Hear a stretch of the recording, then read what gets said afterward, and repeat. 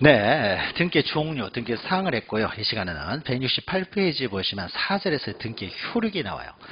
자, 우리가 이 시간에 하게 될 등기 효력하고 다음 시간에는 등기 유효 요건을 다루게 될 텐데, 자, 요 내용은요, 민법에서 공부하는 내용하고 일치된 내용을 다뤄요.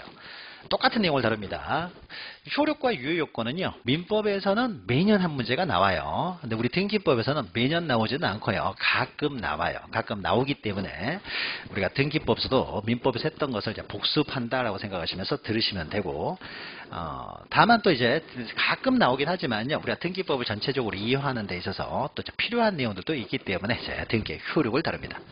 자, 가장 먼저 우리가 등기를 통해서 일정한 효력을 발생시키는 등기는 종국 등기라고 했어요. 가등기 자체로는 아무런 효력이 발생하지 않는 것이 원칙이에요. 그래서 우리가 등기 효력 그러면은 종국 등기 효력을 말합니다. 그러니까 보통 우리가 등기 그러면은 종국 등기를 말해요. 가등기는 가등기라고 표현되어 있으면 가등기고, 가등기라고 되어 있지 않으면 다 종국 등기를 말합니다. 그럼 가장 먼저요, 양가를 1번 보시면 이제 물권 변동 효력이 발생하는 거죠. 그러니까 가장 대표적인 것이, 갑이 만약에 최초의 소유권 보존 등기가 돼 있어요. 보존 등기가 돼 있으면은, 갑이 만약에 A에게 저당권 설정을 하려고 해요. 그러면 저당권 설정을 하려면 어떻습니까? A와 저당권 설정 계약을 하죠. 그리고 저당권 설정에 대해 등기가 돼 있어요. A 앞으로 저당권 설정에 5억을 빌렸다 그러면 5억 빌려서 저당권 설정 등기를 해야 A는 저당권을 취득하죠. 등기하기 전에 취득하지 못하잖아요. 그러니까 저당권 설정, 그러니까 법률행위에 의한 물권 변동에 있어서 습니까? 등기를 해야 이루어지는 거죠. 즉 가장 대표적인 권리 변동의 효력.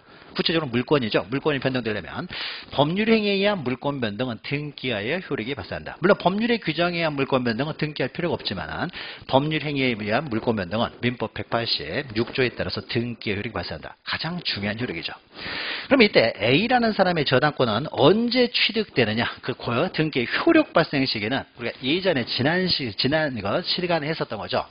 등기부에 넣습니까? 접수 일자를 적는다고 했죠. 그래서 등기 완료 일자를 적는 것이 아니라 접수 일자를 적어요. 그래서 그 접수 시에 소급하여 효력이 발생한다는 거죠. 그래서 등기를 마치게 되면 접수한 때부터 효력이 발생하지 등기 완료일에 효력이 발생하는 건 아니다. 이것이 우리 책에서도 방가를 1번 보시면 첫 번째 줄에 법률행위에 의한 물권 변동의 효력, 그 다음에 방가를 위에 마지막 줄 보시면 등기를 마치면 접수한 때로부터 효력이 발생한다. 이렇게 되어 있죠. 제 유인물에는 이제 이렇게 되어 있고요. 다 아는 내용이니까 이제 간단하게 보면 되는 거죠. 그 다음에 이제 등기의 가장 또 중요한 효력으로서, 갑이라는 사람이요, 그 만약 주택이었다라고 했을 때 이 주택에 대해서요, 임차권을 설정을 합니다. B라는 사람한테 임차권을 설정해요. 그럼 B와 임대차 계약을 했어요. 그럼 B와 임대차 계약을 하면 B는 채권이기 때문에 그렇습니다. 임차권은 채권이니까 등기 없이도 성립은 하죠. 등기 없이도 발생을 해요. 발생을 하죠. 다만 이것은 채권으로 보기 때문에 공시가 안 돼 있으니까 당사자에게만 임차권을 주장하지 제3자에게는 임차권을 주장하지 못하는 거죠. 자, 그래서 우리 민법에서는 예외적으로 부동산 임차인들을 보호하기 위해서 제3자에게도 대항할 수 있는 기회를 주기 위해서요, 이 사람이 만약에 등기를 하게 되면 공시가 됐으니까 이제는 제3자에게 대항해도 상관이 없는 거죠. 그래서 임차권은 채권이지만 등기할 수 있도록 해주고 있죠. 그래서 이 해가지고요, B 앞으로 임차권 설정에 등기를 해요. 보증금이 1억이다 해가지고. 임차권 설정에 등기를 하게 되면 어떻습니까? 임차권 등기가 안 돼도 B는 임차권을 취득은 했죠. 채권 성립은 등기가 필요 없으니까. 그러나 등기가 됨으로써 이제 3자에게도 이제 주장할 수 있는 힘이 생기죠. 주장할 수 있는 권리, 이게 대항력이라고 하는 거죠. 그래서 등기가 때로는요, 대항력을 발생하기도 하는 거죠. 그래서 당사자 사이에만 발생하는 이 채권적 효력, 당사자 사이에 채권적 효력만 있는 권리가 등기를 함으로써 습니까? 이제 3자에게도 대항할 수 있는 힘이 생기는 거죠. 그러면은 채권은 다 등기할 수 있는 게 아니에요. 채권은 원칙적으로 등기할 수가 없습니다. 세상에 존재하는 채권은요, 끝도 없이 많아요. 반사회적 행위만 아니면 당사자 사이에 얼마든지 채권을 형성시킬 수가 있잖아요. 그걸 다 등기할 수가 없는 거죠. 그래서 우리 민법에서 등기할 수 있도록 되어 있는 채권들만 등기할 수 있어요. 그러니까 임차권, 환매권이 대표적인 것이고, 여러분이 만약에 이제 지상권 하다 보면요, 지료는 지상권의 성립 요건은 아닙니다. 그래서 당사자 간에 지료에 관한 합의를 하게 되면요, 당사자 간에는 지료 효력이 발생하지만 그 지료를 제3자에게도 주장하려면 등기를 하도록 하고 있죠. 이것은 민법에서 등기할 수 있도록 해주고 있으니까 등기할 수가 있는 것이고, 등기가 안 됐다고 해서 성립이 안 되는 건 아니에요. 당사자 간에는 효력이 발생하지만 제3자에게 주장하기 위해서는 등기가 필요하죠. 이런 것들이 이제 등기의 대항적 효력이라고 하는 거죠. 이런 등기의 대항적 효력, 임차권 등기 이런 것들이요, 여러분 민법 시간에 권리 변동 중에서 내용의 변동 중에서 작용의 변경이라고 하는 거죠. 그러니까 우리가 권리 변동 그러면 발생 변경, 소멸이 있고 변경이 넣습니까? 주체의 변경이 있고 내용의 변경이 있죠. 그럼 내용에 있어서 양적 변경, 질적 변경, 또 하나가 작용의 변경이죠. 이게 바로 작용의 변경이죠. 원래 임차권이 갑에게만 미치던 것이 없습니까? 제3자에게도 작용을 한다는 거죠. 당사자에만 작용을 하다가 제3자에게도 작용을 해요. 등기가 됐다고 해서 하면 임차권이었으면 늘어나는 거 아니죠. 줄어드는 것도 아니에요. 뭐 질적으로 변경이 생기는 것도 아니고 다만 갑에게만 작용하던 임차권이 이제 제3자에게도 작용하게 됐으니까 작용의 변경 이렇게 표현을 하는 거죠. 그러니까 이렇게 대항적 효력이 또 등기를 통해서 발생할 수 있고요. 그다음에 우리 책에서는요, 양가로 3번에 점유적 효력이 있는데 이것은 맨 나중에 하고요. 169페이지 보시면은 순위 확정적 효력 4번에 가 있는 거죠. 그럼 이 등기를 함으로써 씁니까? 여기 보증금이 3억이라고 해보죠, 3억. 그럼 등기가 됨으로써 씁니까? 순위도 정해지는 거죠, 순위도. 1번 저당권, 2번 임차권 되는 거죠. 자, 그래서 만약에 이 부동산이 경매를 해서요, 6억으로 떨어져 버렸어요. 그러면 어떻습니까? 이 사람이 먼저 5억 가져가게 되고 나머지 1억만 얘가 가져가게 되는 거죠. 순위도 확정되는 거죠. 그러니까 등기가 됨으로써 이렇게 순위 확정적 효력, 그러니까 물권 변동, 대항적, 순위 확정적 효력이 서로 연결되기 때문에 순위 확정적 효력부터 합니다. 그래서 자, 등기의 순위는요, 특별한 말이 없으면 등기한 권리의 순위는 등기의 순서에 따릅니다. 근데 이 내용을 우리가 앞에서 했던 거죠. 자, 등기의 순서를 결정함에 있어서는요, 같은 구에 있는 등기, 같은 을구, 같은 갑구에 있는 등기 간에는요, 순위 번호를 보고 따진다고 했어요.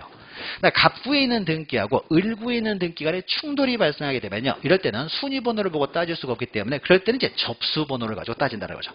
그래서 이 접수 번호는 권리의 충돌을 해결하기 위한 번호이기 때문에 상란에만 기록하고 표제부에는 기록하지 않는다고 했죠. 그래서 같은 거는 순위번호, 다른 거는 접수번호에서 따집니다. 그러니까 우리가 이렇게 생각하면 돼요. 오히려 이것을요, 이게 원칙 외외보다도요, 원칙이 외라는 게 없으니까 등기는요, 접수번호가 빠른 사람이 먼저 접수된 거죠. 먼저 접수했잖아요. 그러니까 접수번호가 빠른 사람이 우선이에요. 다만 같은 구에 있는 등기들끼리는 접수번호를 가지고 따지는 것이 아니라 순위번호를 가지고 따진다. 원칙과 예를 두 바뀌어서 여러분 기억하세요. 이게 오히려 편합니다. 그래서 그냥 등기의 순서 나오면요, 무조건 다 접수번호라고 하시면 돼요. 그런데 같은 구라는, 같은 등기로 같은 구라는 말이 나오면 그때는 예외적으로 순위번호에 의해서 따진다. 오히려 이렇게 기억하는 것이 문제를 풀 때 훨씬 도움이 됩니다. 그래서 접수가 빠른 사람이 접수번호가 빠를 테니까 그 사람이 우선 되지만은 같은 구에 있는 등기, 같은 을구, 같은 갑구에 있는 등기끼리는 접수번호를 보고 따지는 것이 아니라 예외적으로 순위번호를 보고 따진다. 앞에는 순위번호. 이렇게 기억을 하세요. 그다음 밑에는 이제 부기등기의 순위죠. 자, 부기등기는요, 주등기에 부기번호를 붙여서 하는 등기죠. 그래서 부기등기 넣습니까? 그 주등기의 순위에 따른 거죠. 2에 1로 되어 있으면 이 사람은 2번 순위가 되고 3에 2 되어 있으면 3번 순위가 되는 거예요. 그래서 부기등기는 주등기의 순위에 따른다. 주등기 순위에 따르게 하기 위해서 우리가 부기등기를 하는 것이니까요. 근데 하나의 주등기에요, 부기등기가 여러 개 있을 수도 있습니다. 그럴 때는 이제 부기등기 선호 넣습니까? 그 순서에 따르게 되겠죠. 2에 1하고 2에 2가 있으면은 2에 1이 앞서게 되겠죠. 밑에 있는 내용은 어차피 뒤에 사는 내용이니까 넘어가시고 지금은 요 정도만 기억하시면 돼요. 자, 그 다음에요. 그 다음에 넘기시면은요, 자, 후등기 저지력이 있는데 6번에 있는 추정적 효력을 먼저 보도록 하죠. 등기 효력과 관련돼서는요, 가장 많이 나오는 것이 바로 추정적 효력. 추정적 효력이 가장 중요한 효력이고 그 다음에 순위 확정적 효력. 이거는 여러분이 민법 시간에 잘 공부하지 않는 내용이니까 순위 확정적 효력. 이런 게 중요해요. 추정적 효력이 제일 중요합니다. 추정적 효력은요, 그 의미부터 정확히 먼저 이해를 하셔야 돼요. 자, 예를 들어서요, 그림도 그려져 있어요, 여러분. 거기 1페이지에 오늘 나눠준 유물에 갑이 소유한 상태에서요, 갑과 을이 매매를 통해서요, 4월 30일 소유권 이전해 주기로 했습니다. 민법 이야기예요, 다 대부분이. 그래서 을이라는 사람이요, 잔금을 다 치르고요, 4월 30일 날 소유권을 넘겨달라고 합니다. 소유권을 넘겨주는 이거 이전 등기는요, 을이 혼자 와서 할 수 있는 것이 아니라 갑과 공동으로 신청해야 돼요. 정말로 둘이 매매한 것 맞는지를 확인해봐야 되기 때문에 공동 신청입니다. 근데 갑이요, 등기 결정에 협조를 하지 않아요. 그러면서 뭐라고 하느냐면요, 나는 너한테 판 적이 없다는 거예요. 또는 이 등기는 이게 매매가 무효다라고 주장해요. 그래서 을이라는 사람이요, 매매를 했으니까 소유권 넘겨달라고 하는데 갑이라는 사람이 이 매매는 무효다라고 주장해요. 무효니까 난 소유권 못 넘겨주겠다고 하는 거예요. 즉 갑은 매매 무효를 주장합니다. 그랬더니 을이라는 사람이 무슨 소리냐? 정상적으로 이루어지지 않았느냐? 해가지고요.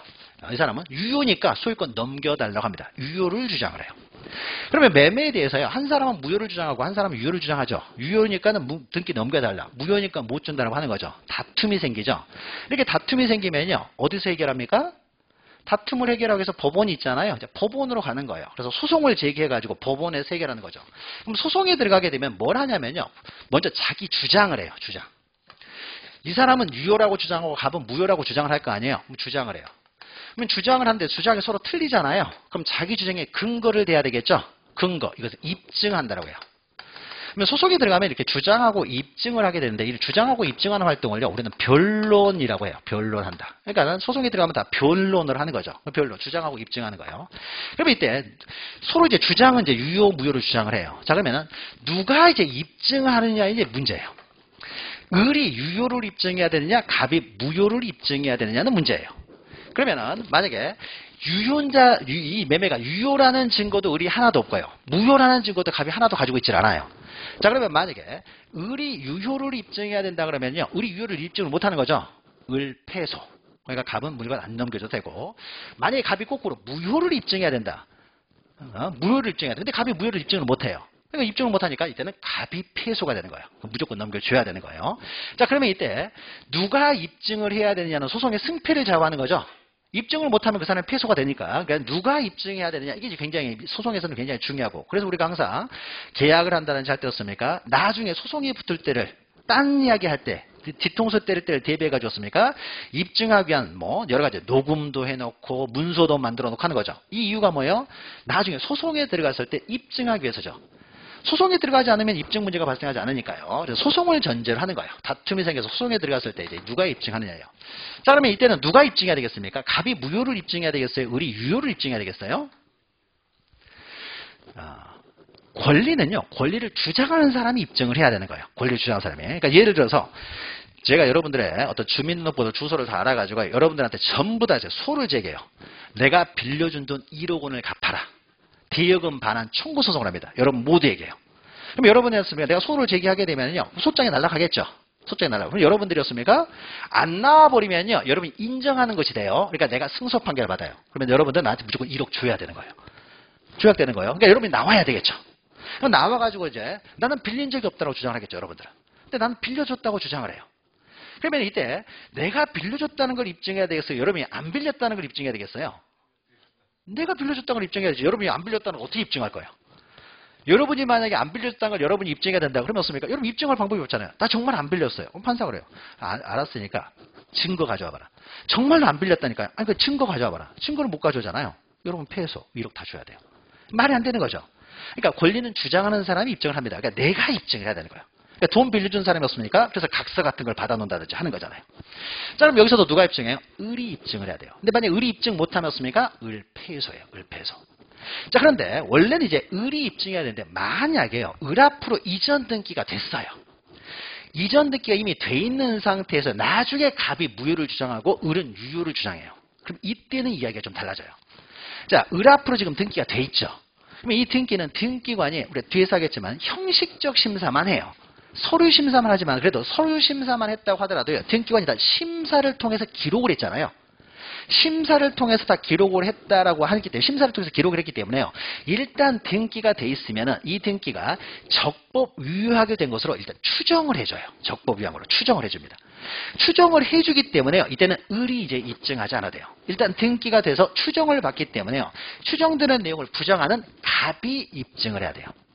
그러니까 원래는 내가 입증을 해야 되는데 내가 등기가 돼 있으면요. 내가 스스로 입증하는 것이 아니라 이제 상대방이 입증해야 되는 효력. 그걸 추정적 효력이라고 해요. 등기 추정적 효력.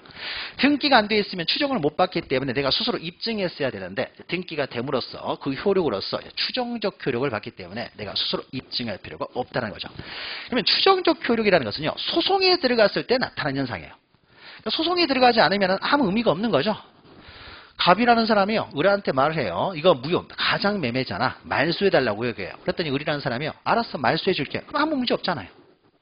알았어. 말소해줄게. 말소하면 소송을 안 들어가는 거죠. 그러면 끝나는 거예요. 그냥. 근데 이 사람이요. 무슨 소리냐. 이거는 무슨 가장 매매냐. 내가 너 돈 주고 샀지 않느냐. 이거 진정한 매매였다고 주장을 해버리는 거예요. 유효라고. 그러면 이제 소송에 들어가겠죠. 소송에 들어가면 갑은 무효를 주장하고 을은 유효를 주장할 텐데 이때는 어떻습니까? 등기가 되어 있기 때문에 갑이 무효를 입증해야 되고 무효를 입증하지 못하면요 갑이 패소가 된다는 거죠. 이걸 추정적 효력이라고요. 그러니까 추정적 효력은 소송에 들어갔을 때 누가 입증하느냐의 문제로서 소송에 안 들어가면 아무 의미가 없는 거, 아무 필요가 없는 것이고 소송에 들어갔을 때 등기된 사람이 스스로 이제 입증할 필요가 없어지는 효력. 거꾸로 말하면 어떻습니까? 무효인 등기라고 하더라도 즉 갑이라는 사람이 무효를 입증해 버릴 수도 있죠. 가장매매라는 걸 입증을 해버리면 어떻습니까? 갑이 승소 판결을 받겠죠. 가장매매를 하면서 이면 계약서를 작성했다 할지 녹음을 했다 할지 하게 되면요. 갑이 증거를 가져와 가지고요. 무효를 입증해요. 가장매매라는 거를. 입증해버리면 갑이 승소 판결을 받겠죠. 승소 판결 받겠죠. 그러면 어떻습니까? 이건 무효가 되기 때문에 갑이 소유하겠죠. 자, 그러면 일단 무효인 등기라고 하더라도요. 무효인 등기라고 하더라도 입증은 누가 해요? 갑이 해야 된다는 거죠. 을이 수술할 필요가 없다라는 거죠. 갑이 입증해버리면 이제 갑이 승소 판결을 받겠지만 일단 무효인 등기라고 하더라도 등기가 돼 있으면 일단 적법 유효성이 추정되기 때문에 그 등기된 내용을 부인하려고 하는 사람, 그 사람이 주장 입증 책임을 지는 효력, 이걸 우리는 추정적 효력이라고 합니다. 자, 그러면은 이게 추정적 효력이고요. 자, 그 밑에 보시면 우리 추정적 효력도요. 권리의 등기에서만 인정돼요. 그래서 위하고 근거는 안 보셔도 돼요. 그래서 방가로 3번의 의미가 있죠. 그 입증 책임이 이제 그 등기 내용을 뒤집으려고 하는 사람, 이 사람이 입증해야 된다. 이걸 추정력이라고 하고요. 추정력의 범위에서 인정해서 동그라미 맨 밑에 4번 보시면요. 권리의 등기에서만 추정력이 인정되지. 오른쪽에 부정해가지고 3번 보시면요. 사실의 등기, 부동산 표시에 관한 등기, 우리가 표지에 부여하는 등기에는 추정력이 인정되지 않는다라는 것이죠. 자, 이것은요. 이런 거죠. 점유에도 추정력이 인정돼요. 그러면은 점유는 동산의 공시 방법이죠. 그러면 내가 이 분필을 내가 점유하고 있어요. 내가 분필을 점유하고 있는데요. 저쪽에 있는 사람이 그거 내 거니까 내놓으라고 해요. 그때 내가 뭐라고 하느냐? 이거 내 거라고 주장을 해요. 이거 내 거라고 주장하는 거죠. 그러면 이 물건에 대해서 서로 소유자라고 주장을 하고 있는 거죠. 근데 내가 점유를 하고 있잖아요. 그러니까 점유에 추정력이 미치기 때문에요. 저 사람이 내 것이 아니라는 걸 입증해야 되지 내가 스스로 입증할 필요는 없다는 거예요. 그러면 점유는 동사는 점유에서 공시되기 때문에 점유의 추정력이 미치는 것이고 부동산은 등기에서 공시되기 때문에 등기에 의해서 이제 등기의 추정력이 미치는 거죠. 그러면 등기돼 있다고 해서 반드시 소유자라는 걸 의미하는 건 아니에요. 소속이 들어서 져버릴 수도 있는 거예요. 내가 점유하고 있다고 해서 반드시 소유자라는 걸 의미하는 건 아니죠. 소송에 들어갔을 때 내가 스스로 입증할 필요가 없어지는 거예요. 그러면은 권리 같은 경우는요. 등기되어 있고 동산을 점유하고 있는 사람이 반드시 소유자가 아닐 수도 있기 때문에 소송에 들어갔을 때 누가 입증하느냐의 문제가 추정력의 문제가 될 텐데 사실의 문제는요. 이거는 분필 하얀색이죠. 그리고 또 요거는 노란색이에요. 소송의 문제가 생길 수가 없죠. 이 노란색 분필을 가지고 왔습니까? 이건 하얀색이라고 주장하는 사람은 없겠죠. 이게 하얀색이라고 소송을 들어오는 사람도 없겠죠. 우리가 소송이라고 하는 것은요. 다툼이 생길 걸 전제로 소송이 들어가지 100이면 100, 만이면 만 모두 이게 맞다라는 거예요. 그럼 소송에 들어갈 일이 없죠. 실게 뻔한데 왜 소송을 들어가요? 그렇죠? 그러니까 사실 문제는 누가 봐도 알 수 있어요. 그러니까 소송의 문제, 다툼의 문제가 발생하지 않기 때문에 추정력 문제가 발생하지 않아요. 그러니까 예를 들면요. 우리가 사실에 대해 이제 구체적 예를 들면요. 만약에 어떤 2층 건물이 있습니다. 여기 2층 건물이. 실제 건물은 2층이에요. 근데 등기부 표제부에는 이 건물이 10층 건물 이렇게 돼 있어요. 그러면은 이게 표제부의 등기죠. 그러면은 실제로는 2층 건물인데 등기부에 10층으로 되어 있으면 일단 10층 건물로 추정을 해주느냐? 우리가 2층 건물하고 10층 건물을 구별 못하는 사람은 없죠. 가서 보면 이건 2층이잖아요. 무조건 이게 잘못된 거죠. 무조건 잘못된 거잖아요, 이게. 이게 잘못된 것이지. 일단 10층으로 됐으니까 저 건물도 일단 10층 건물이라고 추정을 해서 수정을 해준다. 말이 안 되는 거죠, 이런 것들은. 2층 건물이잖아요. 가서 보면 확인하면 2층 건물인데 등기부에 10층으로 됐으니까 이 건물은 일단 10층 건물이다 라고 추정력이라는 건 발생할 여지가 없는 거죠. 가서 확인하면 되니까. 그러니까 이런 표제부 등기는요. 가서 확인하면 돼요. 확인하면 되기 때문에 다툼의 문제가 발생하지 않고 그러니까 소송의 문제도 발생하지 않고 입증할 필요도 없죠. 이 건물이 2층이라는 걸 내가 스스로 입증할 필요가 없잖아요. 가서 보면 2층이잖아요. 입증할 필요도 없는 것이죠. 자, 그러니까 사실의 문제는요. 소송 문제가 발생하지 않기 때문에요. 이런 것들은 추정력의 문제가 발생하지 않아요. 그래서 권리에 대해서는 추정력의 문제가 발생합니다. 그래서 그냥 추정력 그러면은 권리 추정력 이렇게 아예 한꺼번에 그 수식어를 붙여가지고 그냥 권리 추정력 이렇게 기억하시면 돼요. 그럼 추정력에 미치는 범위를 좀 더 보죠. 170페이지 보시면 범위 해가지고요. 일단 등기부에 기록되어 있는 내용들은요, 다 추정력에 미쳐요. 등기부에 기록되어 있는 내용이라는 것은 등기관이 작성을 했을 거 아니에요. 등기관이 다 적법하고 유효하니까 작성을 했겠죠. 심사하는데 하자가 없었으니까. 그래서 등기부에 기록되어 있는 권리 추정력은 당연히 미칠 것이고요. 저당권 같은 경우는요, 피담보 채권도 기록을 합니다. 그래서 만약에 5억 빌려주고 저당권을 설정했다. 채권액이 5억으로 되어 있으면요, 일단 5억이라는데 추정력이 미친다는 거죠. 자, 그 다음에 등기 원인도 등기부에 기록하죠. 매매를 원인으로 이전됐는지, 증여를 원인으로 이전됐는지, 이게 등기부에 다 기록돼요. 그러니까 등기부에 기록되어 있는 내용들은요, 당연히 추정력이 미쳐요.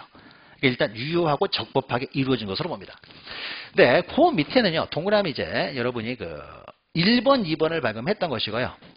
그 다음에 우리 책에는 없지만은요, 요것도 참고로 좀 기억하세요. 우리 유인물에는 있는데, 자, 대리인이 만약에 등기를 신청했다고 보죠. 그러면 대리인, 법무사 이름은 등기부에 기록되는 것은 아니에요.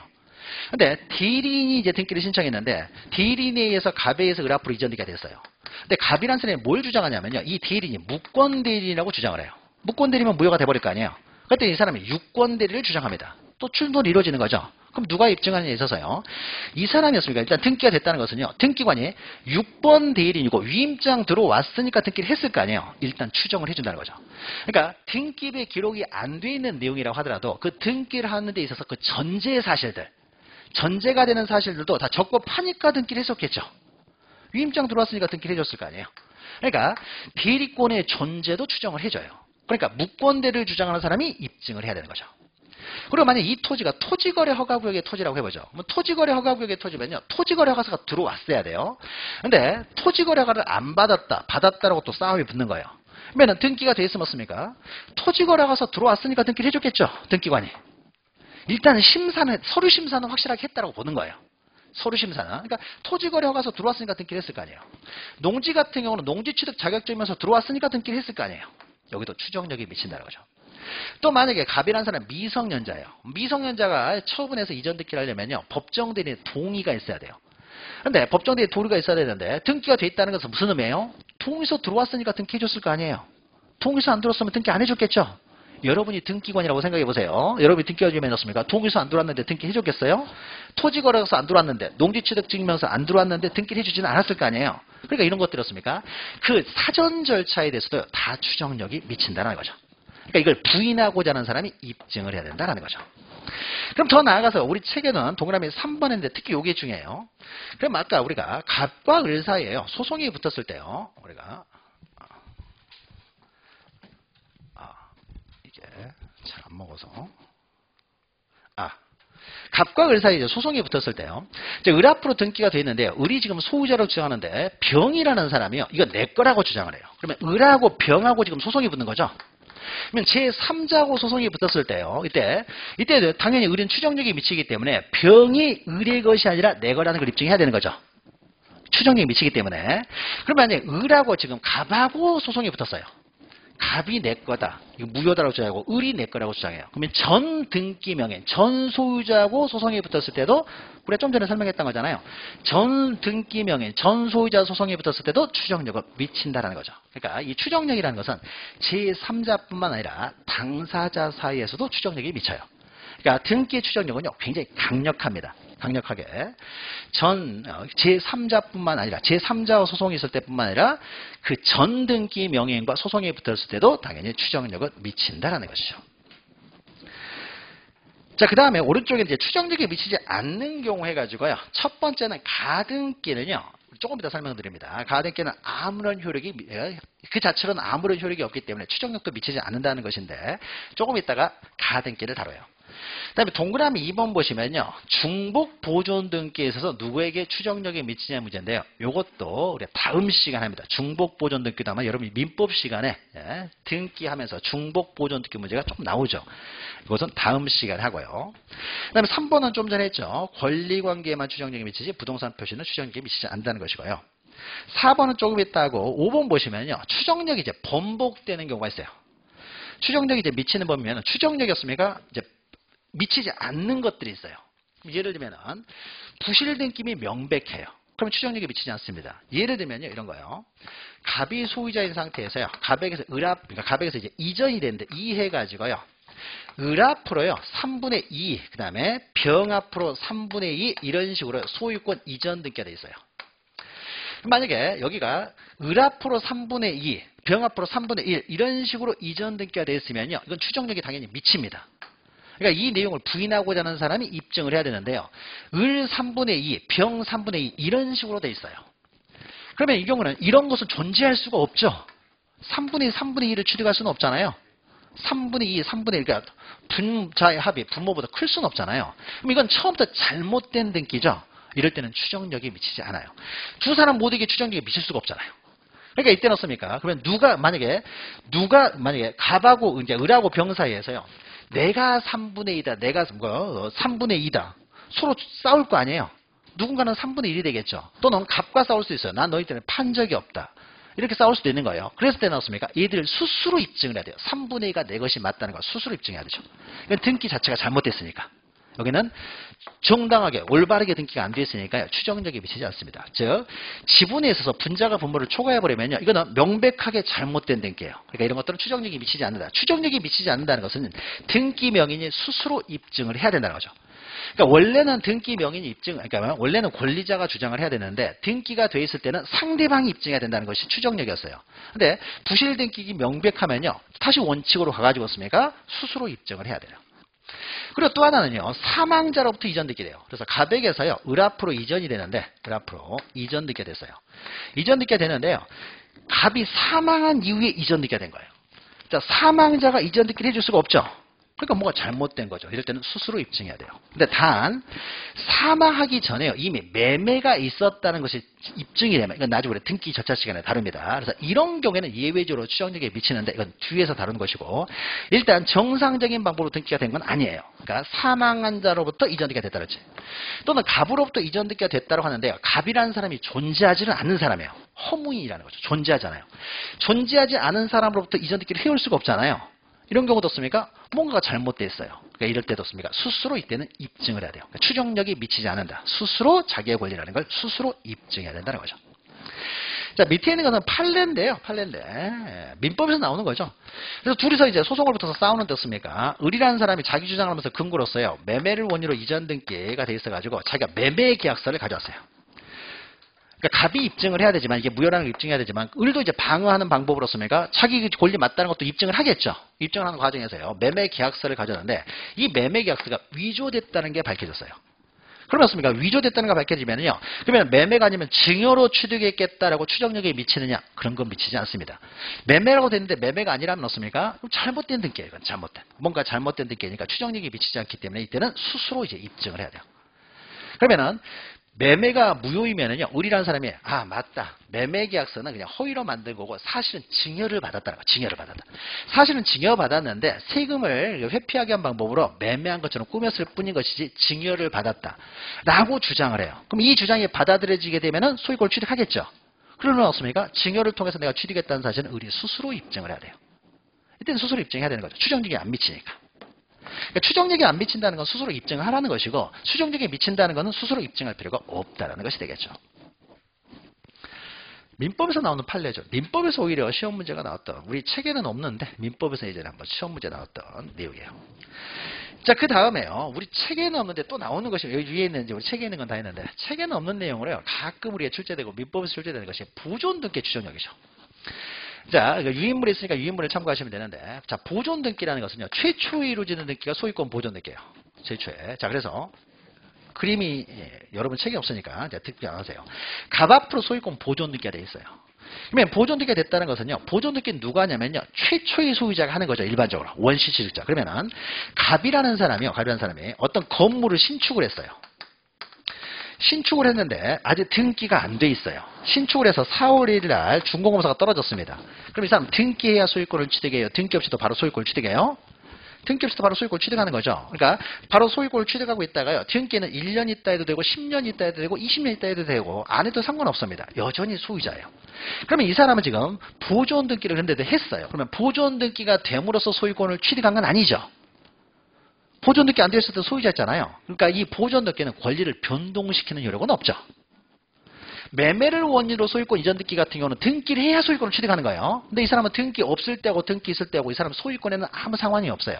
이 사람 어차피 소유자니까. 안 했을 때도 소유자고 했을 때도 소유자니까요. 그러니까 권리 변동에 대해서는요. 권리 변동에 대해서는 추정력이라는 게 없어요. 그러니까 보존 듣겠다고 해서 그때 권리가 변동되는 건 아니기 때문에. 그러면 뭐에 추정력이 미치냐면요. 이것도 소유권 등기로서요. 보통은 이 사람이 원시 취득자 프로 소유권 보존 등기를 하기 때문에요. 이 원시 취득자라는 점에서 추정력이 미쳐요. 제 유인물에는 그냥 소유권이 진실하게 보존되어 있다는 점에서 추정력이 미친다는 것은요. 그냥 쉽게 생각하면 원시 취득자다. 반드시 여기에 미치는 건 아니지만 우리가 이해하기 편하게 이 사람이 최초의 소유자였다라는 점에서 추정력이 미쳐요. 최초의 소유자 앞으로 원시 취득을 하기 때문에. 자, 그러니까 최초의 소유자라는 점에서 이제 원시 취득이, 그러니까 최초의 소유자라는 데 추정력이 미치는 거고 권리 변동에 추정력은 미치지 않습니다. 자, 그러면은 보존 듣기에 있어서는요. 자, 갑 앞으로 이제 보존 듣기가 되는데 갑자기 A라는 사람이 나타나요. 그래서 내 것이라고 주장을 해요. 내가 원시 취득자라고 주장을 합니다. 그래서 이 사람이 입증을 해버렸어요. 신축한 사람은 갑이 아니라 A였다라는 게 입증이 됐어요. 그럼 입증이 됐으면 어떻습니까? 갑이 원시 취득자라는 점에서 깨져버렸죠. 원시 취득자 따로 있음이 밝혀졌잖아요. 따로 있음이 밝혀졌기 때문에 보존 등기는 더 이상 추정력이 없습니다. 추정력이 없어가지고요. 그러면 둘이서 이제 서로 자기 거라고 싸워요. 싸우는 과정에서 이 사람이 원시 취득자라는 게 밝혀져 버리면 추정력이 깨지기 때문에 갑은 이제 소송에서 지게 되겠죠. 그럼 갑이 이제 이기는 방법이 이런 거 있어요. 맞다. 이제 인정을 하는 거예요. A가 신축한 건 맞다. 근데 내가 이 사람부터 샀다라는 거예요. 사가지고 원래는 A 앞으로 보존 등기라고 내 앞으로 이전 등기를 해야 되는데 맨 앞을 생략하고 바로 그냥 보존 등기를 했을 뿐이다라고 주장을 해요. 양수받았다라고 주장을 했다는 거죠. 갑이 A로부터 양수받았다라고 주장을 했어요. 그럼 양수받았다고 주장을 하는데 A는요, 뭐라고 하냐? 나는 너한테 판 적이 없다는 거예요. 그러면 내가 판 적이 있다 그러면 이건 유효한 등기예요. 판 적이 있다 그러면 유효한 등기니까 추정력이 미치는데 A는 판 적이 없다라고 주장을 합니다. 그러면은 A는 판 적이 없다라고 주장하고 갑은 내가 샀다라고 주장을 해요. 그럼 누가 입증을 해야 되느냐에 있어서요. 우리가 예전에 등기부 기록 볼 때요. 보존 등기에는요. 등기 원인을 기록하지 않습니다. 보존 등기는 등기 원인이 없어요. 그냥 보존 등기는요. 그냥 원시 취득자가요. 자기의 소유권을 보존하는 등기일 뿐이에요. 따로 등기 원인이라는 게 없어요. 그냥 내가 1년 있다 해도 되고 10년 있다 해도 되고 20년 있다 해도 되고 그냥 내 소유권을 그냥 보존하는 등기일 뿐인 거예요. 그러니까 아무런 등기 원인이 존재하지 않기 때문에 보존 등기는 등기 원인이 없어요. 그러니까 이전 등기 같은 경우는 등기 원인으로 매매, 증여 이런 게 기록이 되니까 여기에 추정력이 미치지만은 보존 등기는 이런 게 없다는 거죠. 그러면 양수한 적이 얘는 없다라고 있다 그러면은 이때는 어떻게 해야 되냐? 갑이 스스로 씁니까? 일단 원시 취득자라는 추정력은 깨져버렸기 때문에 등기 원인도 기록하지 않기 때문에 갑이 스스로 양수 사실을 입증을 해야 돼요. 그러니까 결론적으로 이렇습니다. 결론적으로는 그러니까 우리가 있으니까요. 원시 취득자가 따로 있음이 밝혀져 버렸다는 거죠. 그러니까 보존 등기가 돼 있어가지고 내가 원시 취득자라는 추정력을 받았었는데 만약에 원시 취득자가 따로 있음이 밝혀져 버리면 추정력은 깨진다라는 거예요. 자, 구체적인 예로요. 건물 같은 경우에 신축한 사람이 아니라는 거예요. 원시 취득자가 아니라는 거죠. 토지 같은 경우는 사정받은 사람이 따로 있음이 밝혀지는 경우예요. 근데 여기서는 좀 어려운 단어인데요. 사정은 이제 심사 이런 걸 말하는 거죠. 이런 것들이 뭐 깊이 알 필요는 없고 들으면 상식적으로 이제 들으시면요. 우리 등기 기록이라고 하는 것, 등기부라는 것은 일제 때 만들어져요. 일제 때. 일제 때 이렇게 만들어지는 과정에서요. 그러면 등기부를 최초로 작성할 때가 있을 거 아니에요. 그러면은 등기부 최초에 이제 보존 등기를 해야 될 거 아니에요. 보존 등기를 할 때 어떻습니까? 이제 시민들한테 공고를 해요. 자기 거, 내 거라는 거 증명해가지고 오라는 거예요. 오라가지고 최초로 이제 등기부를 만들 때가 있겠죠. 그러면은 어떤 토지에 대해서요. A라는 사람, B라는 사람, C라는 사람 와가지고 어떻습니까? 와가지고요. 다 자기 거래요. 그럼 보존 등기를 누구 앞으로 해야 될 것이냐? 사정 작업을 거치게 되겠죠. 심사를 해요. 심사를 해가지고 B의 것이다라고 심사가 났어요. 그러면 보존 등기를 B 이름으로 해야 될 거 아니에요. 근데 만약에 A 이름으로 보존 등기가 됐어요. 그럼 이거 잘못된 것이죠. 사정받은 사람이 따로 있음이 밝혀졌을 때 이 얘기예요. 일제 때 사정이 이루어졌는데 최초의 등기부를 만들 때 사정받은 사람이 따로 있음이 밝혀졌다는 것은 이때는 보존 등기 추정이 깨진다. 보존 등기는 이런 경우에 깨집니다. 이런 경우에. 그래서 이제 방금 설명했던 내용이죠. 소유권 보존 등기 명의인이 원시 취득자가 아니라는 것이 밝혀지고 그랬더니 이 사람이 나중에 A로부터 내가 양수했다라고 주장을 하는데 이 사람은 양도한 적이 없다라고 주장하면요. 스스로 입증을 해야 된다는 거예요. 스스로. 보존 등기는 원시 취득자가 따로 있음이 밝혀지게 되면 추정력이 깨지기 때문에 그때는 이제 스스로 입증해야 된다. 이 정도만 기억하셔도 됩니다. 이렇게만 정리하셔도. 자, 그러면 보존 등기 추정력에 대해서 잠깐 우리가 이것도 민법에서 가끔씩 나오죠. 이렇게 민법에서 원시 지도자가 따로 있으면 밝혀지면은 추정력이 깨진다. 보존느끼 추정력이. 자, 그럼 추정력에 대해서는 이 정도 하고요. 그 다음에 위에 보시면 왼쪽 170페이지 보시면 후등기 저지력이라는 게 있어요. 후등기 저지력.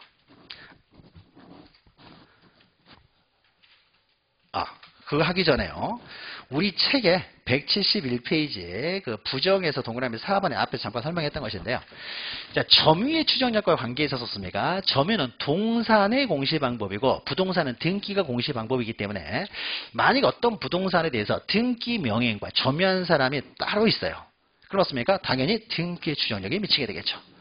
어떤 부동산을 갑 앞으로 등기가 돼 있고 을 앞으로 만약에 을이 점유를 하고 있어요. 그럼 두 사람이 서로 자기 거라고 소송이 붙었어요. 그럴 때는 부동산이기 때문에 등기의 추정력이 미친다는 거죠. 그러니까 을이 입증을 해야 되는 거죠. 내 것이라는 것을. 그래서 근데 동산 같은 경우는 점유가 공시 방법이니까 점유의 추정력을 미칠 것이고 부동산은 등기가 공시 방법이기 때문에 등기의 추정력이 미친다라는 것이죠. 이게 잠깐 있던 거죠. 근데 민법에서도 나오는 내용이죠. 이게. 우리 책 부정해가지고 171페이지 동그라미 4번에 있는 내용이 되는 거죠. 자, 그 다음에요. 이제 후등기 저지를 해서요. 170페이지에 상단 양가로 5번에 있는데, 자, 요 내용은 뭐냐면요. 만약에 갑이라고 하는 사람이 A라는 사람한테 전세권을 설정을 합니다. 3억 전세금 해가지고. 전세권 설정 기간이요. 2년이었다고 해보죠. 2년. 그러면 이 부동산 전체에 대해서 이 주택 전부에 대해서 A 앞으로 전세권이 설정됐어요. 근데 2년이 되기 전에 한 1년 6개월 지났는데 요때요. 그러면 이때는 지금 A의 전세권이 그대로 유지가 되고 있는 상황이죠. 유지되고 있는 상태에서 갑이라는 사람이 다른 B라는 사람한테 또 전세를 내줄 수가 있습니까? 안 되는 거죠. 전세권은 배타적 사용을 전제로 하기 때문에 중첩적으로 설정할 수가 없는 거예요. 그러니까는 존속기간이 남아가지고 여전히 전세권이 지금 그대로 남아있는, 전세권 존속하는 동안에는요, 다시였습니다. 밑에다가 비해가지고요, 또 전세권 설정을 할 수가 없다라는 것이죠. 또 할 수 없어요. 근데 만약에 전세기간이 만료가 됐어요. 전세기간이, 그러니까 이건 유효이기 때문에요. 또 전세권을 설정할 수가 없는데, 전세기간이 만료되고 전세금까지 모두 지급을 했어요. 그러면 전세권이 용익권적 기능도 소멸하고 담보적 기능도 소멸했죠. 기간 만료되고 전세금도 받았으니까. 그러면 이때 이 전세권 어떻습니까? 이제 무효인 전세권 등기가 되겠죠. 무효인 전세권 등기니까요. 등기는 돼 있지만 이건 무효예요. 그럼 무효이기 때문에 그러면은 돈 받고 이 사람 빠져나갔겠죠. 이 집은 비어있겠죠. 그렇다면 이게 무효인 등기라면 이걸 말소하지 않은 상태에서 다시 B 앞으로 또 전세권을 또 설정할 수는 있느냐라는 겁니다. 무효인 경우는 가능하냐. 자, 이것과 관련돼서요. A가 소멸했으면요. 말소하지 않고 만약에 바로 B 앞으로 등기해버리면요. 우리가 등기부만 이렇게 보잖아요. 등기부만 보게 되면요. 양립할 수 없는 등기가 지금 두 개가 있는 거죠. 양립할 수 없는 등기는 할 수가 없습니다. 자, 그래서 이 다른 전세권 등기를 하려면 이 무효인 전세권 등기를 반드시 먼저 말소를 한 다음에 전세권 등기를 해야 되지. 비록 무효인 전세권 등기라고 하더라도 말소하지 않은 상태에서 이와 양립할 수 없는 등기를 또 할 수는 없어요. 이것을 그러니까 결국 이 전세권 등기가 그대로 남아있는 동안에는 이와 양립할 수 없는 등기, 후등기를 저지하게 되죠. 먼저 말소부터 하고 등기를 하여라. 이게 바로 후등기 저지력에 관한 내용이에요. 이것도 한 줄 정도는 나올 수 있기 때문에 기억하시면 됩니다. 자, 그래서 비록 무효인 등기라고 하더라도 말소하기 전에는 이와 양립할 수 없는 다른 등기를 할 수가 없다는 거죠. 먼저 말소부터 하고 등기를 해야 된다. 그러니까 유효인 등기든 무효인 등기든 불문하고 다 후등기 저지력은 인정되는 겁니다. 그럼 우리가 일반적으로 양립할 수 없는 등기는요. 소유권과 소유권이 양립할 수가 없죠. 내가 소유한데 저 사람이 소유할 수 없으니까. 또 용익권과 용익권이 양립이 안 되죠. 내가 전세권 가지고 있는데 다른 사람이 또 전세권을 가질 수는 없어요. 근데 저당권과 저당권은 양립하죠. 1번 저당권, 2번 저당권, 3번 저당권 되잖아요. 저당권자는 사용 수익하는 사람들이 아니기 때문에 우선 변제만 받으면 되니까, 순서대로 우선 변제만 받으면 되니까 저당권과 용익권, 저당권과 저당권은 양립이 돼요. 근데 용익권끼리, 소유권끼리가 양립이 안 되는 거죠. 자, 후등기 저지력에 관한 내용이고요. 그 다음에 이제 한 페이지 앞으로 오면은 안 했던 그 점유적 효력이라는 게 있죠. 점유적 효력. 점유적 효력은요, 뭐 특별한 의미가 있는 것은 아니고요. 여러분이 시효 취득하다 보면은요, 일반적으로 씁니까? 점유 취득 시효는 20년이잖아요. 근데 등기부 취득 시효는 10년만 점유하면 되는 거죠. 그래서 그 등기가 20년을 점유해야 되는 시효 기간을 등기가 됨으로써 10년만 점유하면 돼요. 그러니까 점유기간을 단축시켜주는 효력. 이걸 우리는 점유적 효력이라고 해요. 그러니까 취득시효에서 나오는 것이죠. 점유취득시효는 20년 점유해야 되지만 등기부시효 취득은 10년만 점유하면 된다라는 점이죠. 이게 점유적 효력이니까 뭐 특별한 의미가 있는 것은 아니고요. 그러면 등기 이제 6가지의 효력을 보았고요. 그 다음에 171페이지 보시면요. 공신력은 인정하지 않는 거죠. 공신력. 부동산에 대해서 공신력을 인정하지 않는다는 것은요. 부동산에 대한 선의 취득을 인정하지 않는 거예요. 결론만 우리 책에 나와 있기 때문에 우리도 결론부만 보면은요. 우리가 공신력이라는 것은 민법에 나오잖아요. 공시 방법을 신뢰하는 사람을 보호하겠다는 것이 공신의 원칙이에요.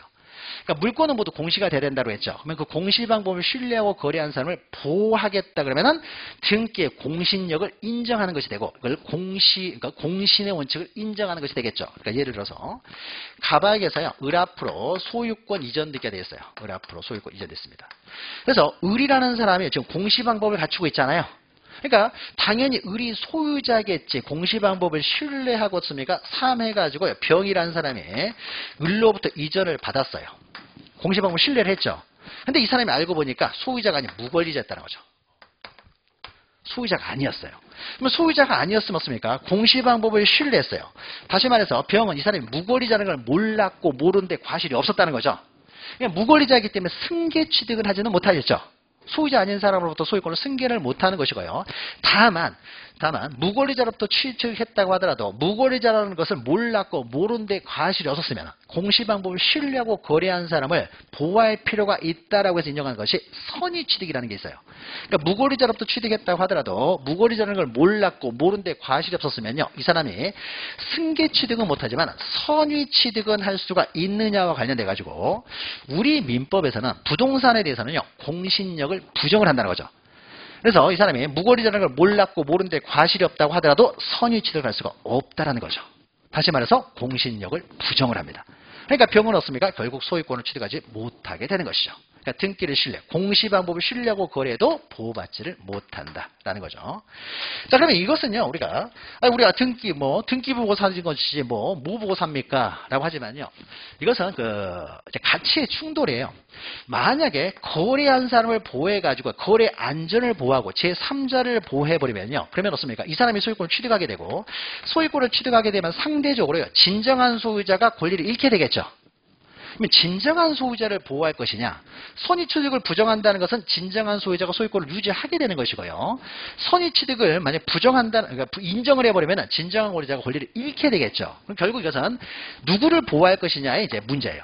진정한 소유자를 보호할 것이냐, 거래 안전, 제3자를 보호할 것이냐 문제에 있어서요. 우리가 부동산은요, 여러분 태어나서 지금까지 부동산 거래를 몇 번이나 해보셨어요? 몇 번 안 돼요. 그러니까 부동산은요, 거래가 그렇게 많이 이루어지는 게 아니에요. 근데 우리나라에서 부동산 어떻습니까? 그 사람 재산이 거의 전부라는 거죠. 그러니까 거래 안전보다는요, 진정한 소유자를 보호할 필요성이 훨씬 크다라는 거죠. 그렇죠? 그러니까 만약에 이 사람이요, 허위로 막 위조해가지고 등기해서 팔아먹어 버렸을 때 습니까? 소유권 잃어버린다는 거예요. 그러니까 거래가 그렇게 많이 이루어지지도 않은 상태에서 이 부동산은 이 사람의 재산이 거의 전 재산이기 때문에 거래 안전보다는 진정한 소유자를 더 보호하겠다라는 거예요. 부동산에 있어서는. 그래서 선의취득을 부정을 합니다. 근데 동사는 좀 다르죠. 동사는 거래가 빈번하게 이루어지잖아요. 그리고 동사는 부동산보다는 가치가 적죠. 그러니까 부동산에 있어서는 어떻습니까? 진정한 소유자보다는 거래 안전을 더 보호하겠다는 거예요. 그러니까 동산에 대해서는 선의취득을 인정을 하죠. 동사는 점유가 공시방법이기 때문에 점유하고 있는 사람들이 당연히 공시방법을 신뢰하고 이 사람이 소유자겠지라고 해서 그 동사를 내가 샀는데 알고 보니까 무권리자였어요. 그렇다고 하더라도 무권리자라는 걸 몰랐고 모르는데 과실이 없으면은 선의취득을 인정해버리죠. 진정한 소유자는 권리를 잃게 되겠죠. 그러니까 거래 안전을 더 보호하겠다는 거죠. 그러니까 이것은 공신의 원칙을 인정하느냐 인정하지 않느냐는요, 거래 안전을 깨트리는 것이 아니랐습니까? 진정한 사람을 더 보호하겠다는 거죠. 자, 부동산 같은 경우는. 그런데 이제 문제는요, 이런 거죠. 그러니까 이게 이제 원칙적으로 그러니까 결론이 이거죠. 공신의 원칙을 부정하기 때문에 선의취득을 인정하지 않는다는 거죠. 그러니까 진정한 소유자는 보호되겠지만요, 거래 안전은 피해를 볼 수밖에 없는 거죠. 자, 그래서 만약에 이제 법에서는 이제 예외 규정, 특별 규정들을 두고 있죠. 만약에 을 앞으로의 무효인 등기가 되는 과정에서요, 갑이라는 사람의 어떤 책임을 지을 수 있는 사실, 귀책 사유가 있을 경우에요. 그러면 어떻습니까? 이때는 갑을 보호할 가치가 좀 적어지는 거죠. 그럴 때는 갑보다는 거래 안전을 보호하겠다 해서 특별 규정들이 있는 거죠. 그래서 만약 을앞으로의 등기가 무효이지만요, 통정 허위 표시, 사기 강박, 착오, 비진입 표시로 이루어졌을 경우에는 갑도 잘못이 있잖아요. 따라서 이럴 때는 어떻습니까? 이럴 때는 갑을 희생시켜서요, 갑을 보호할 가치가 떨어지기 때문에 거래 안전을 보호하겠다는 거죠. 그래서 특별 규정이 있으면 그 특별 규정에서 예외적으로 보호될 수는 있는 거죠. 그러면 특별 규정이 없으면 어떻게 됩니까? 원칙으로 와서 공신력을 부정하기 때문에 소유권을 취득하지 못하지만 예외적으로 이런 특별 규정도 본인을 보호할 가치가 좀 적다라고 하게 됐을 때는 이제 예외적으로 없습니까? 그런 특별 규정이 있을 때만 보호가 되는 거죠. 그러면 제3자 보호 규정에서 보호되는 것은 공신력에서 보호되는 게 아니죠. 그 특별 규정 때문에 보호되는 거예요. 공신력은 부정이 되니까 원래는 소유권을 취득해서 없애야 되지만은 그 특별 규정이 있을 때만 보여야 돼요. 그럼 제3자 보호 규정은요, 몇 개밖에 없어요. 여러분이 의사표시에서 배우는 내용, 그 다음에 해제에서 제3자 보호 규정 몇 개 있고요. 그러니까 제3자 보호 규정이 있을 경우만 이제 예외적으로 보호가 된다는 거죠. 자, 그래서 공신력은 부동산에서는 부정한다 기억하시면 되고요. 자, 그 다음에 밑에 이제 가등기 효력입니다. 가등기. 우리가 가등기는요, 가등기는 여러분 제 유인물이에요. 그림도 그려놨으니까요. 그림을 보면서 좀 보세요. 그래서 가등기 3페이지 보시면요, 그림이 좀 그려져 있죠. 가등기 의미부터 보죠. 가등기에 대해서 자세한 내용은요, 우리가 맨 마지막 날 1시간에 걸쳐서 다룹니다. 매년 시험 문제 나오니까. 그러니까 지금은요, 그냥 맛만 조금 볼 거예요. 가등기 의미 정도만. 가등기란 말이 계속 이제 등장을 하기 때문에. 자, 그러면 먼저요, 갑과 을이라는 사람이요, 이제 X물건 10억 원에 대해서 4월 1일 날 계약을 해서 4월 30일 날 소유권을 이제 이전해 주기로 했어요. 이전해 주겠습니다. 그러면은 갑과 을 사이에는 이제 을이 매수인이면요, 매매를 통해서 을에게는 채권이 발생을 하죠. 소유권을 이전해 달라는 채권이 발생해요. 그러나 이행기가 4월 30일이기 때문에 지금 당장 청구는 못 하는 거죠. 4월 30일이 돼서 잔금 지급하고 청구할 수 있는 거잖아요. 그러니까 청구권 없습니까? 잔금 지급하고 4월 30일이 되어야 청구권이 발생하는 거예요. 그럼 지금 당장 청구는 못하는 거죠. 자, 그러면 최초의 소유자가 만약 갑이면 갑 앞으로 보존 등기 된 상태에서요, 을이 4월 30일 날 잔금 지급하고요, 이전 등기를 청구해 가지고습니까? 을 앞으로 등기되면 아무 문제가 없죠. 그런데 이제 문제는 없습니까? 4월 30일이 되어야 이 사람은 청구할 수 있으니까요. 그 사이에 갑이라는 사람이 병한테요, 이중양도를 할 수 있습니까? 할 수도 있죠. 이중양도를 한다면 4월 20일 였습니까? 갑한테 소유권 이전 등기까지, 아니 병한테 소유권 이전 등기까지 해줘버렸어요. 그럼 현재는 누가 소유자예요? 병이죠. 그러니까 병이 갑의 배임적 행위에 적극 가담만 안 했으면습니까? 유효하게 소유권 취득해버리잖아요. 지금 병이 소유자이기 때문에 을은 갑한테만 이전 등기를 청구할 수 있죠.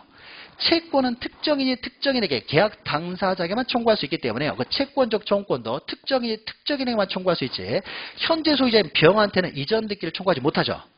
을은 병하고 계약한 적이 없으니까요. 그러니까 결국 어떻습니까? 을이라는 사람은요, 소유권을 취득하지 못하게 되겠죠. 현재는 병이 소유자니까. 병이 소유자니까. 그러니까 일단 그 물건의 소유권을 취득하지는 못하게 되는 거죠. 자, 그래서 을이 확실하게 소유권을 확실하게 이전받기 위한 방법으로 해요. 자, 지금 4월 30일 날 발생하는 청구권은요, 지금 요 기간에는 장래 청구권이죠. 지금 당장은 행사할 수 없으니까. 그래서 이런 장래 채권적 청구권을요, 미리 보존하기 위해서 그 사이에 임시적으로 등기를 할 수 있는데, 이것을 우리는 가등기라고 해요.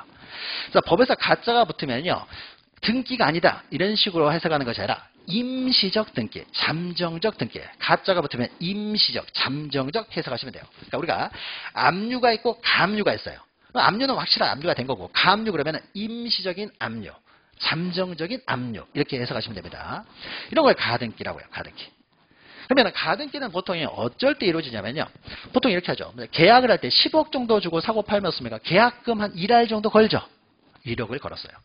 10억 정도 되면요, 중도금을 주고받기도 하죠. 4월 15일 날 6억 원을 중도금을 주기로 했어요. 그 다음에 잔금은 이제 3억 지급하면 되는 거죠. 1억 7억 들었으니까. 자, 그럼 이때요, 1억을 만약에 주고 계약금 줬는데요, 갑이라는 사람이 병한테 10억 받고 팔고 도망가 버리면 이 사람 1억 사기당하는 거죠. 물론 나중에 잡으면은 돈을 받아낼 수도 있겠지만요, 돈 없다 그러면 못 받는 거죠.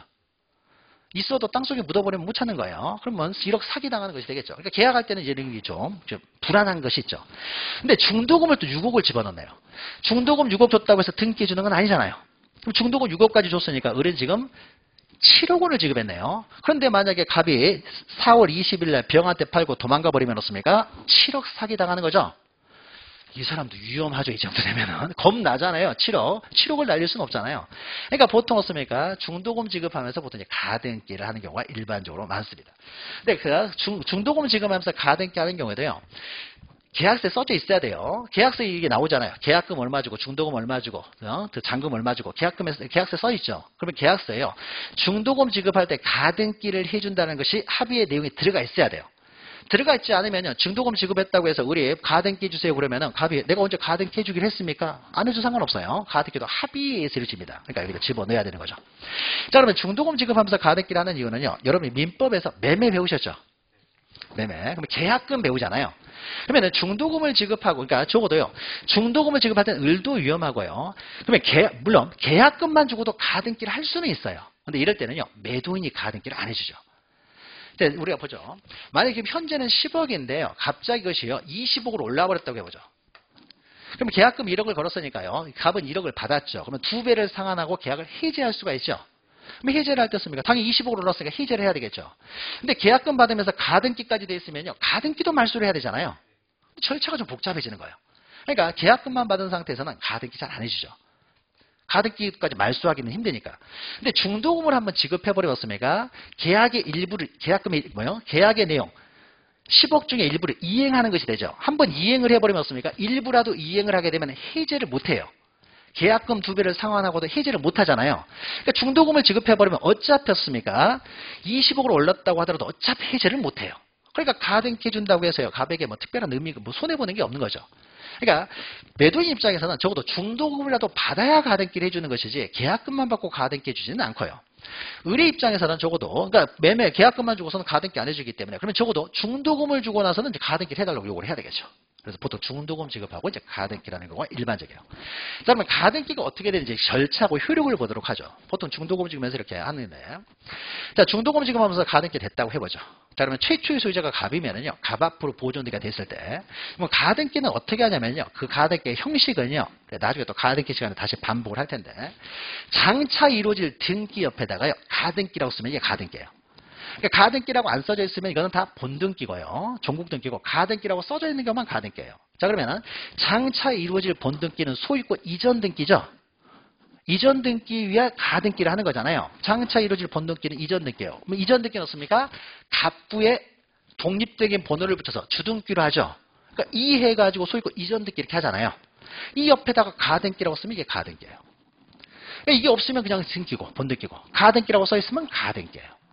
그러니까 가등기 넣습니까? 가등기가 써 있는 거예요. 그러니까 가등기 형식은요. 장차 이루어질 본등기를 먼저 한 다음에 그 옆에다가 가등기라고 쓰는 거예요. 그러니까 가등기를 주등기로 하느냐 부기등기로 하느냐 갑구에 하느냐 을구에 하느냐는요. 장차 이루어질 본등기가 결정을 하는 거죠. 이 등기를 한 다음에 그 옆에다가 가등기라고 쓰면 가등기가 된다는 거죠. 그러면 가등기 이제 효력과 관련돼서는요. 이것을 청구권 보존. 자, 장래 등기 청구권을 보존하기 위한 등기죠. 등기 청구권. 그러니까 보통 매수인들이 한다고 했죠. 담보 가등기는 돈 빌려준 사람이 하는 것이 담보 가등기예요. 그러니까 우리 등기법에서는 담보 가등기, 돈 빌려준 사람이 하는 담보 가등기가 아니라 장래 등기 청구권, 그것도 채권적 청구권을 보존하기 위해서 하는 거죠. 지금 당장 행사를 못하기 때문에 4월 30일 돼야 이전 등기를 할 수가 있잖아요. 그러니까 그 전에 장래의 채권적 청구권을 미리 보존하기 위해서. 이 청구권은 채권으로부터 발생하기 때문에 이것은 채권적 청구권이죠. 우리가 등기 청구권도 여러분 민법 하시다 보면은 이 등기 청구권이 채권적 청구권이냐 물권적 청구권이냐 이건 굉장히 간단해요. 물권자가 행사하면 물권적 청구권, 물권자가 행사하는 게 아니면 다 채권적 청구권이에요. 너무 단순하죠. 물권자가 행사하니까 물권적 청구권이고 물권자가 아니니까 물권적 청구권이라고 할 수가 없죠. 물권적 채권이 아닌 것들은 다 채권적 청구권이라고 하시면 돼요. 그러니까 을은 어떻습니까? 아직 소유자 아니잖아요. 그러니까 채권적 청구권이죠. 물권자가 행사하면 물권적 청구권. 물권자가 아니면 다 채권적 청구권인 거예요. 그럼 장래 채권적 청구권, 등기 청구권을 미리 보존하기 위해서 하는 거예요. 그러니까 물권적 청구권은 가등기가 안 돼요. 채권적 청구권만 지금 당장 행사하지 못하니까 가등기를 인정하는 겁니다. 그래서 등기 청구권 보존을 위해서 하는 채권적 청구권을 써요. 그러면 가등기 이제 돼 있는데 가등기만으로는 어떠한 효력도 없어요. 담보 가등기 같은 경우는요. 저당권과 유사한 효력이 있습니다. 그래서 담보 가등기권자는요. 경매도 신청할 수 있고 우선 변제도 받을 수 있어요. 그러나 장래 채권적 청구권, 즉 등기 청구권을 보존을 위한 가등기는요. 가등기만으로는 어떠한 효력도 없어요. 그러니까 만약에 이 청구권 보존을 위한 가등기에서 어떤 효력이 있다, 어떤 권리가 있다라는 말 나오면 다 틀린 말이에요. 아무것도 인정이 안 됩니다. 여전히 지금 어떻습니까? 가등기만 돼 있어요. 여전히 갑이 소유자죠. 갑이 병한테 그걸 처분을 합니다. 그럼 갑이 처분을 하게 되면요, 소유권 이전되기 때문에 사매해가지고 이전등기를 하겠죠. 이걸 막을 수도 못해요. 그러니까 가등기에 의해서 어떤 권리가 있다, 효력이 있다 그러면 다 틀린 말이에요. 그러니까 추정력도 없어요. 장차 본등기를 청구할 추정력도 없어요. 이 본등기는요, 매매를 통해서 본등기를 하는 거예요. 매매가 등기 원인이에요. 가등기가 등기 원인이 아닙니다. 자, 그러니까 어떠한 효력도 없다는 거죠. 그래서 그러면 지금 현재는 누가 소유자예요? 4월 20일 날 병 앞으로 등기되면 병이 소유자가 되겠죠. 근데 가등기는요, 그 자체로는 아무런 효력은 없지만요, 가등기 권리를 처분을 할 수는 있어요. 그러면 보죠. 을이라는 사람이 총 7억 원을 지급하고 가등기가 돼 있어요. 근데 잔금 3억 원이 없어요. 그러면 어떻습니까? 7억 포기해야 되겠습니까? 7억 원이 뭐 보통 돈이 아니잖아요. 그러면요, 마침 정이라는 사람이 있는데 이 사람이 이 물건을 사려고 하는 사람이에요. 그러면 7억 받고 팔면 되는 거예요. 그러면 이 정이라는 사람 어떻습니까? 이 사람 어차피 팔려고 7억 받았으니까 3억만 지급하면 되겠죠. 그러니까 가등기 권리도 없습니까? 사고 팔 수는 있어요. 그러면은 을이라는 사람이 갑한테요, 가등기 권리를요, 그러니까 을이라는 사람이 갑에 대해서 가지고 있는 가등기 권리를 정한테 처분할 수는 있다는 거죠. 그럼 정한테 처분하면요, 을의 갑에 대한 이전 등기 청구권 없습니까? 정한테 7억 받고 파는 것이 되겠죠. 그러면 가등기 권리도 넘어가게 되겠죠. 그러면 가등기를 이전하는 등기는 그러면 어떻게 할 것이냐? 가등기를 이전 등기는요, 가등기 권리는 소유권이에요, 소유권이 아니에요? 아직은 소유자가 아니죠. 소유자는 병이에요. 그러면 우리는 주등기냐 부기등기냐는 갑구냐 을구냐가 중요한 것이 아니라 소유권이냐 소유권 아니냐만 찾으면 되는 거죠. 그럼 가등기는 없습니까? 소유권이 아니기 때문에 부기등기로 해요. 그럼 가등기 밑에다 붙여가지고 습니까? 이렇게 정 앞으로 부기등기를 해요. 2의 1을 해가지고 부기등기를 내는 거죠. 자, 그러면은 정이 지금 가등기 권리자죠. 7억 주고 샀잖아요. 그러면은 나중에요, 이전 등기 청구는요, 을이 해요, 정이에요? 을이 자기 가지고 있는 이전 등기 청구권을 7억 받고 정한테 팔았죠. 그러면 지금은 이전 등기 청구권자가 을이에요, 정이에요? 총이죠. 채권을 넘겨버렸잖아요. 그러면 정이라는 사람은요, 누구한테 이전 등기를 청구해요? 을의 갑에 대한 권리를 양도를 했잖아요. 그러니까 당연히 정은 갑한테 이전 등기를 청구해야 되겠죠.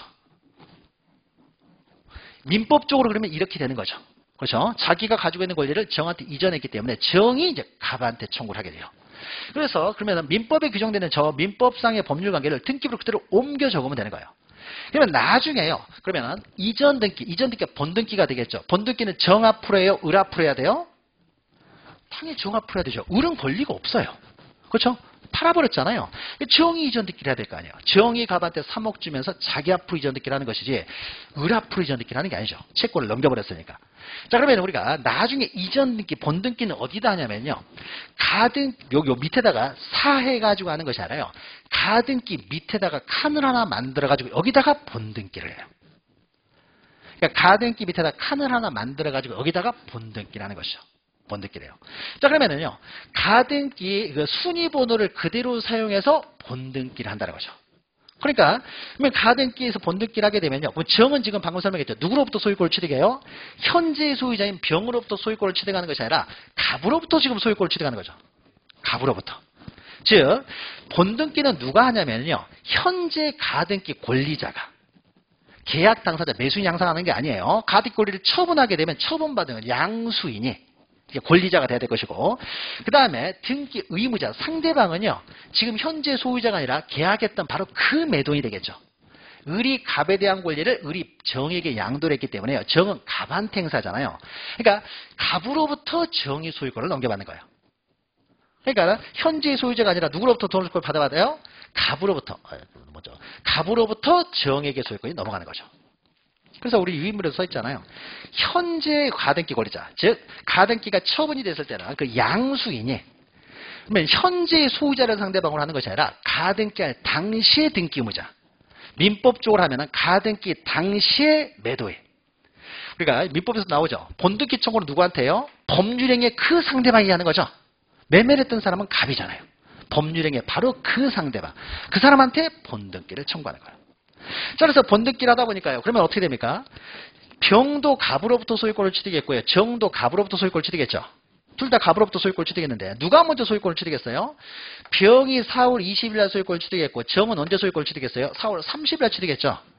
본등기를 쓸 때 소유권을 취득하니까. 그러면 먼저 소유권을 취득한 사람이 소유권을 취득하는 것이 맞겠죠. 그런데 같은 구에 있는 등기간에는요. 뭘 보고 따진다고요? 앞에 있는 순위번호를 보고 따져요. 그럼 병이라는 사람은 3번이고요. 정은 몇 번이에요? 2번이 되는 거죠. 그 이유는 어떻게 돼요? 가등기하고 2번 먼저 자리를 차지하고 들어갔기 때문이죠. 본등기는요. 항상 가등기 순위번호를 그대로 사용해서 밑에 줄 하나 긋고 본등기를 하다 보니까요. 가등기의 순위가 언제나 본등기의 순위가 돼요.